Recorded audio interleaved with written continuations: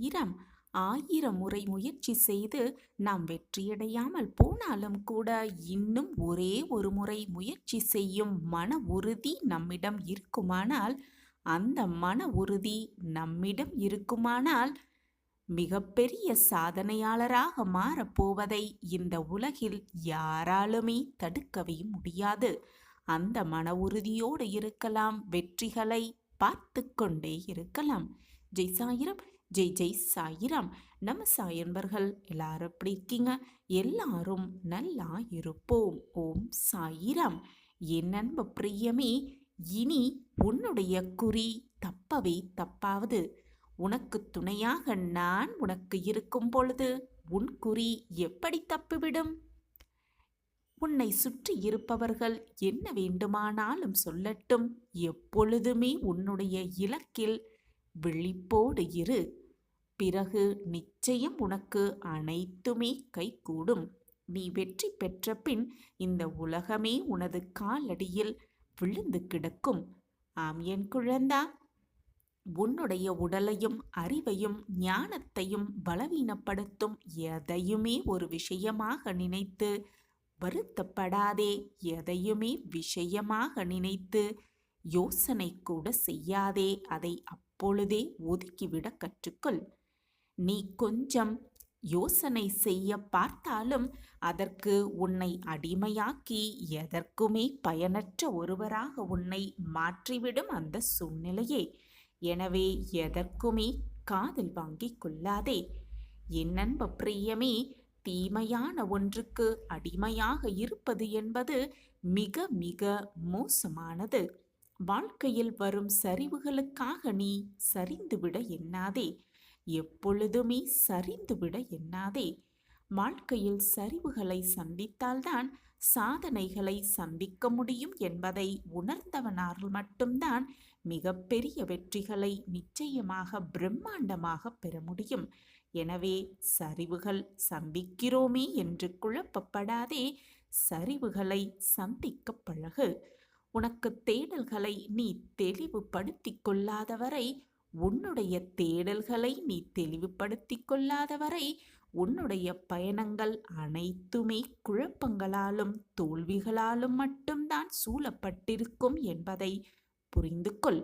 உனக்கு எது தேவை என்பதை தெளிவுபடுத்தி கொண்டு அதற்கு பிறகு உன்னுடைய தேடலை துவங்கு. அதற்கு பிறகு உன்னுடைய நோக்கத்தில் உறுதி கொள். உன்னுடைய உணர்வுகளை விட உன் மன வலிமையானதாக இருக்கும்படி பார்த்துக்கொள் என் பிரியமே.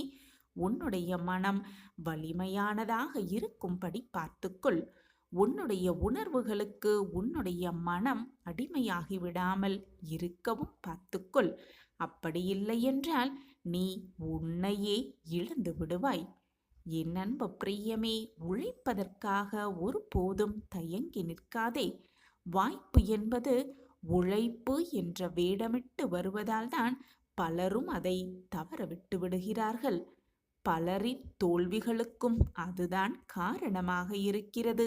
ஏனென்றால் வாய்ப்பு என்பது உழைப்பு என்ற வேடமிட்டு வருகிறது. உழைக்க மட்டும் சோம்பேறித்தனம் படவே படாதே. நீச்சல் தெரிந்தவனுக்கு குளம் எவ்வளவு ஆழம் என்பதை அறிய வேண்டிய அவசியமே இல்லைதானே? நான் கூறுவது சரிதானே என் பிரியமே? வாழ்க்கையை ரசிக்க தெரிந்தவனுக்கு பிரச்சனைகள் பெரிதாகவே தெரியாது. வாழ்வில் வருகின்ற பிரச்சனைகளுக்காக பின்வாங்கி விடாதே என் பிரியமே. அடுத்தவர்களுக்கு அடங்கி போகவும் வேண்டாம், அடுத்தவர்களை அடக்கி வாழவும் நினைக்க வேண்டாம். ஏனென்றால் நீ வாழ்ந்து கொண்டிருப்பது மற்றவர்களுடைய வாழ்க்கையல்ல என் பிரியமே, உன்னுடைய வாழ்வு. உன்னுடைய வாழ்வு எப்படி இருக்க வேண்டும், எப்படி மகிழ்ச்சிகரமாக மாற்ற வேண்டும், எப்படி உனக்கு ஏற்றாற்போல் அதை திருப்பி மாற்றிக்கொள்ள வேண்டும் என்பதை நீதான் முடிவு செய்ய வேண்டும். மற்றவர்கள் கையில் அந்த முடிவை கொடுக்க நினைக்காதே. உன்னை குறை சொல்பவர்கள் சொல்லிக்கொண்டுதான் இருப்பார்கள் என் பிரியமே. அதையெல்லாம் நீ கண்டு கொள்ளாமல் உன்னுடைய வாழ்வை உயர்த்த பழகு. பின் பேசுபவர்கள் தானாகவே நிறுத்திக் கொள்வார்கள் குறைகளை. உன்னுடைய வெற்றியைக் கண்டு உன்னை குறை சொல்பவர்களின் புருவம் வியப்பில் தானாகவே உயரும் உன்னுடைய வெற்றியைக் கண்டு. வெற்றிக்காக உழைப்பதை உன்னுடைய கடமையாக்கிக் கொள்ள கற்றுக்கொள். ஒவ்வொரு நாளும் உன் கடமையை செய்து கொண்டே இரு. தவிர்க்க முடிந்தால் அது வேலை. எதற்காகவும் தவிர்க்க முடியாது என்றால் அதுதான் கடமை. ஆம் என் குழந்தா, கடமையை செய்ய மறந்துவிடாதே.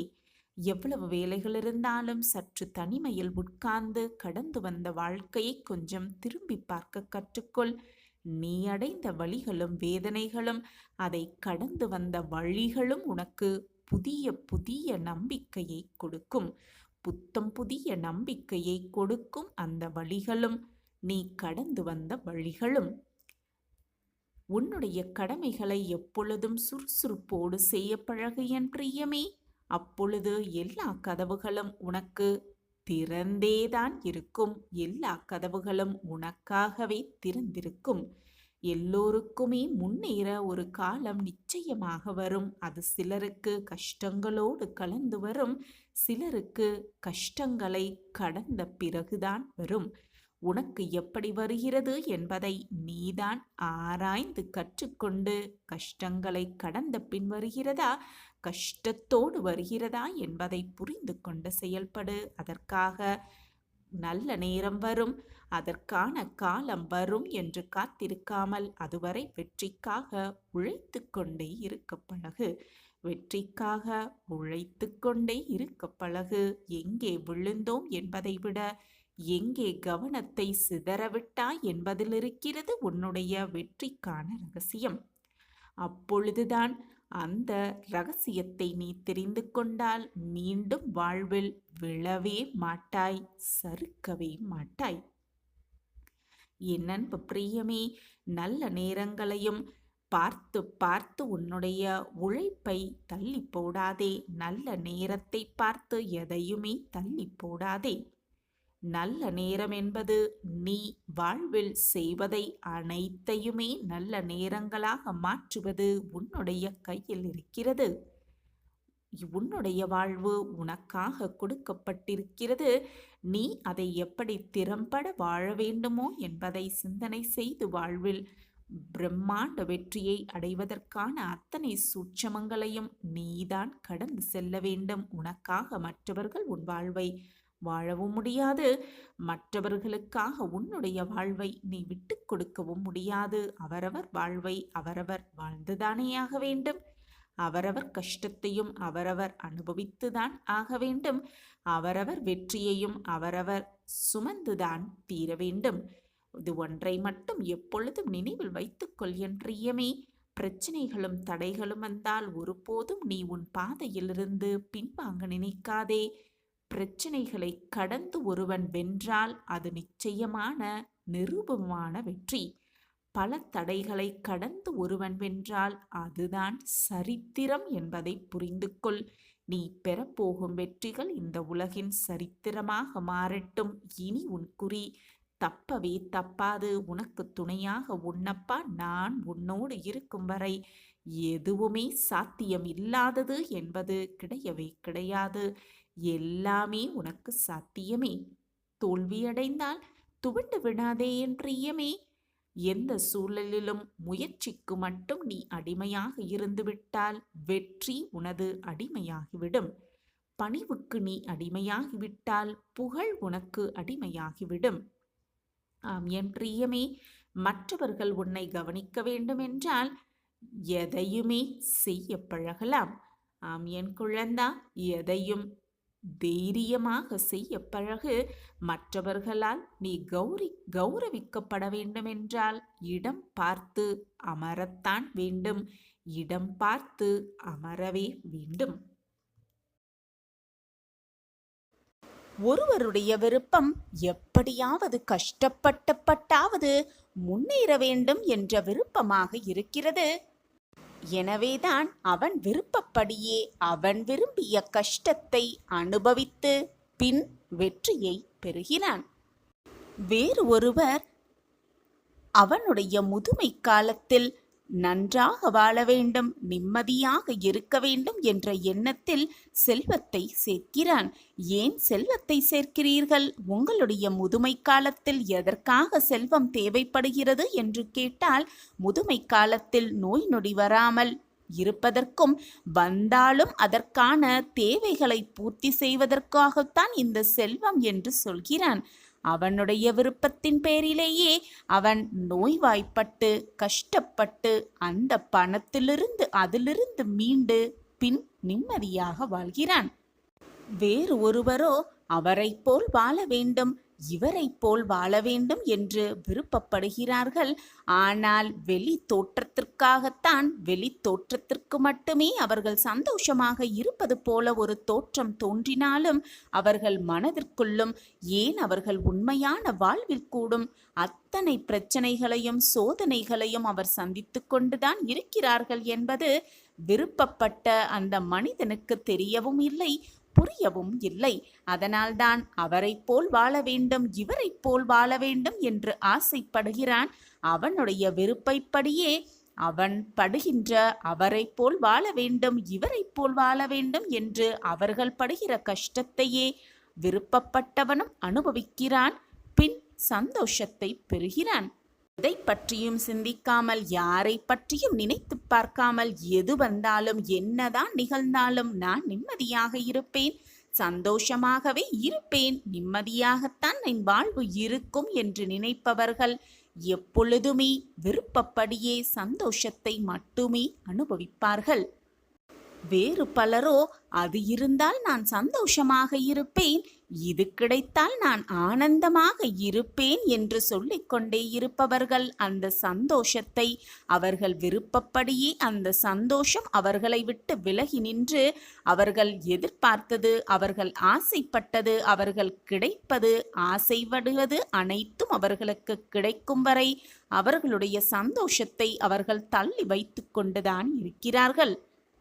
என் தலையை அடமானம் வைத்தாவது என்னுடைய கடனிலிருந்து நான் வெளியே வர வேண்டும் என்று நினைப்பவர்கள் நிச்சயமாக தலையை அடமான வைக்கக்கூடிய அத்தனை கஷ்டத்தையும் அனுபவித்து பின்தான் அந்த கடனிலிருந்து மீள்கிறார்கள்.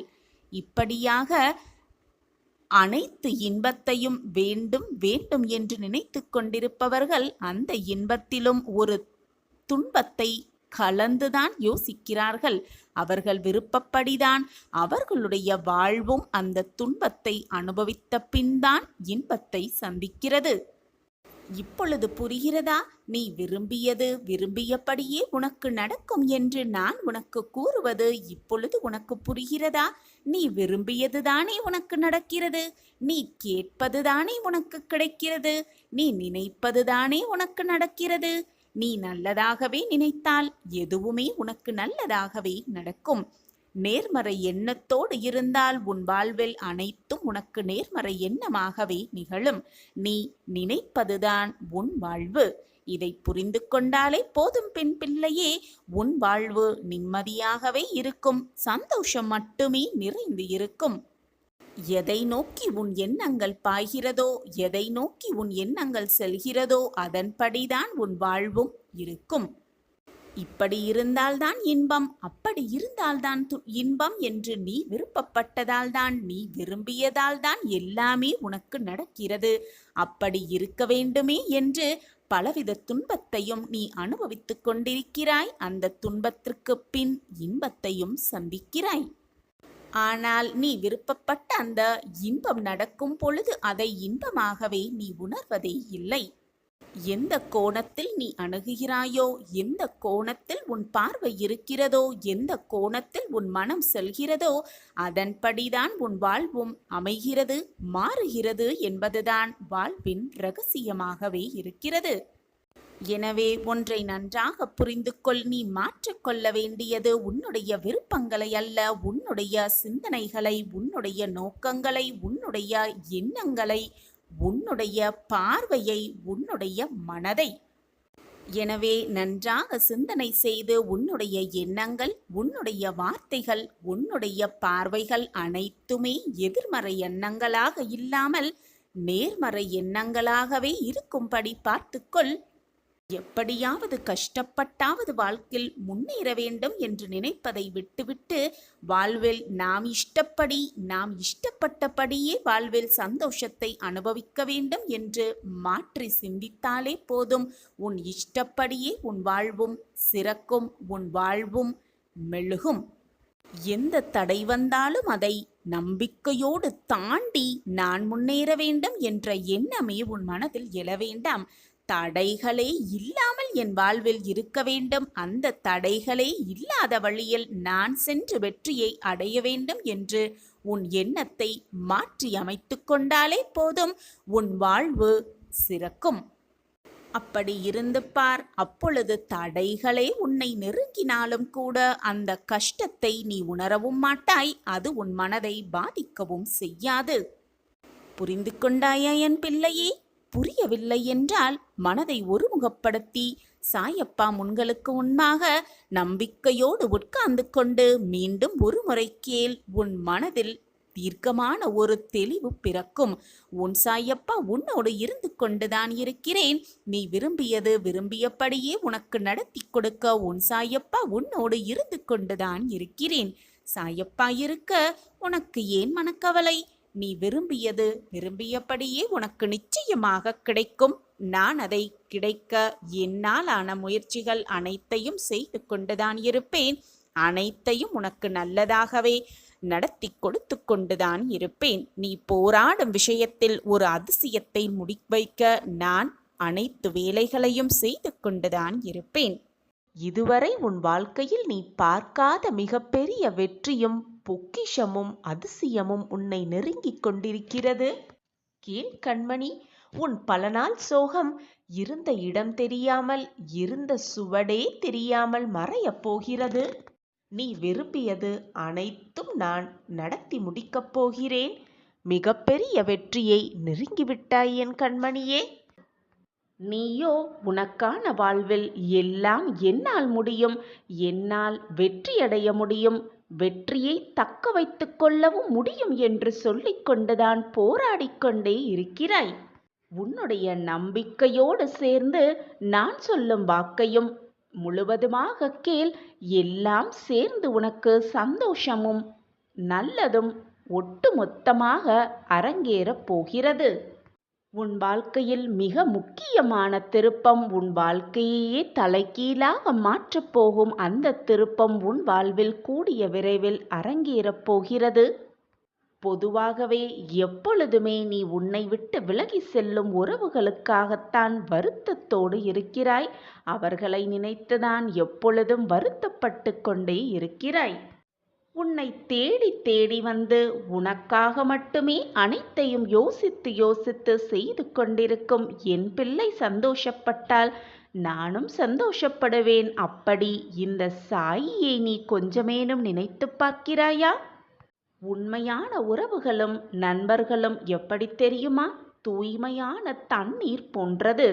அதற்கு நிறமும் இல்லை, வடிவமும் இல்லை.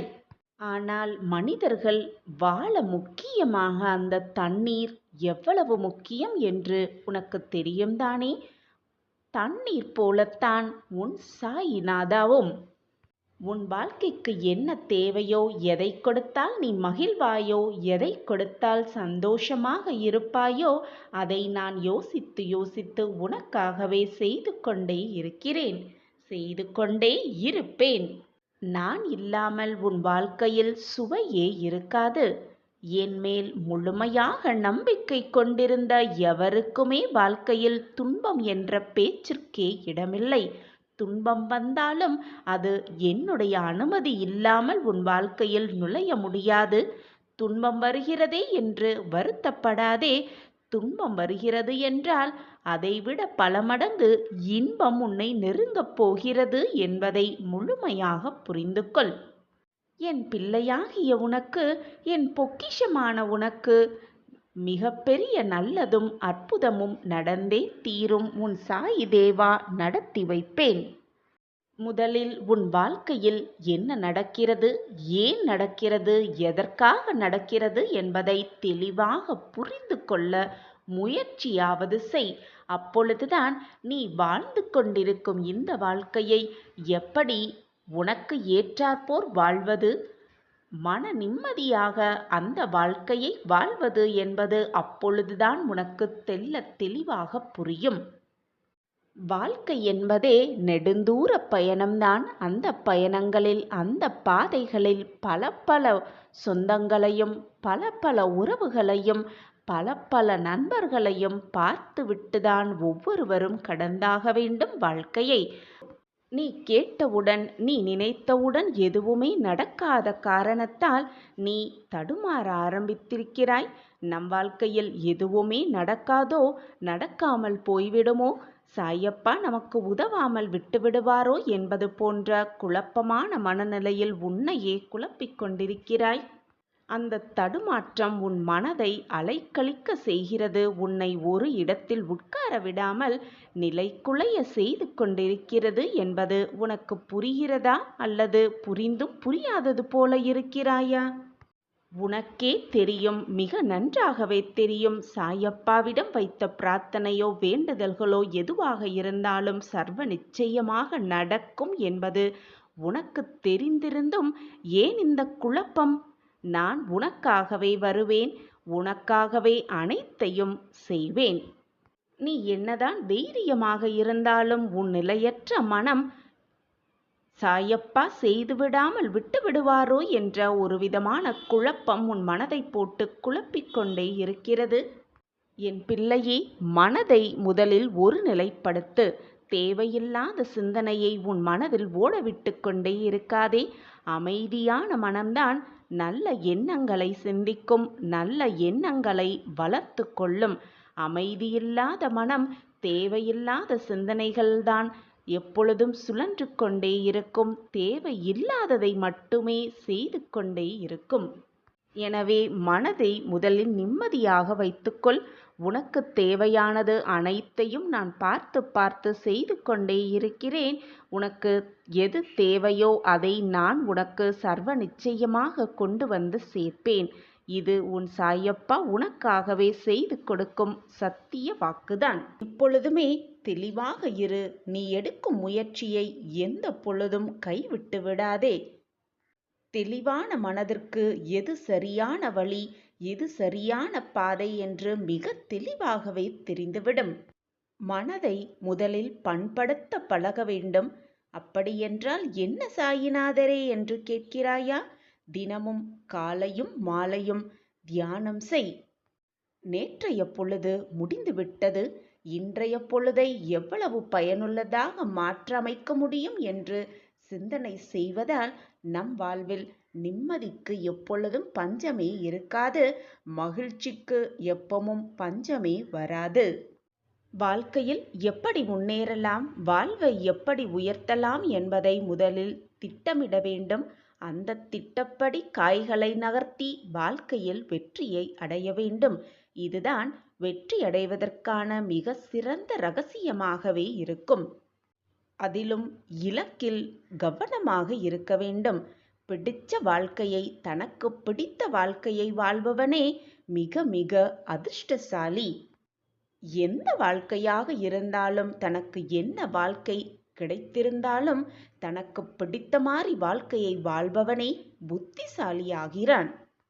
மாற்றங்கள் என்ற ஒன்றே இந்த உலகத்தில் இறைவன் தோற்றுவித்த மாறாத நியதி. இந்த ஒரு விஷயத்தை புரிந்து கொண்டு நாம் வாழ கற்றுக்கொண்டோமேயானால் யாருடைய மாறுதல்களும் நம் வாழ்வில் பெரும் தாக்கத்தையும் பெரும் ஏமாற்றத்தையும் ஏற்படுத்தவே ஏற்படுத்தாது. எப்பொழுது உன் சாயி தேவாவிடம் பேசும் பழக்கத்தை நீ ஏற்படுத்திக் கொள்கிறாயோ அப்பொழுதிலிருந்து தனிமையாக இருக்கிறோமே என்று உன் மனம் வருந்தவே வருந்தாது. நான் தான் உனக்கு துணையாக இருக்கிறேனே, பின் எப்படி உன் மனதிற்கு அந்த ஏக்கம் வரும்? நான் எப்படி வரவிடுவேன்? நான் உன்னோடு எப்பொழுதும் பேசிக்கொண்டுதான் இருக்கிறேன். நீ என்னை உணர்ந்து கொள். நடப்பது எல்லாம் நன்மைக்கே. கூடிய விரைவில் நீ நல்ல செய்தியை, மகிழ்ச்சியான செய்தியை நிச்சயமாக கேட்பாய். நீ இன்னும் உன் இழப்பை நினைத்தே வருந்திக் கொண்டிருக்கிறாயே. உன் இழப்பு என்பது மிக பெரியதுதான். ஆனால் அதற்காக அதையே நினைத்து கொண்டிருந்தால் எல்லாம் சரியாகி விடுமா அல்லது ஏதாவது மாறிதான் விடுமா? நன்றாக சிந்தித்துப் பார். உன்னிடம் இருந்து போன எந்த பொருளுக்காகவும் எப்பொழுதுமே வருந்தாதே. என்றோ ஒரு நாள் அது உன்னை விட்டு போகத்தான் போகிறது, அல்லது நீ அதை விட்டு போகத்தான் வேண்டும். இதுதான் வாழ்க்கையின் நியதி. எதுவுமே நிரந்தரமல்ல. உலகமே நிரந்தரமல்ல.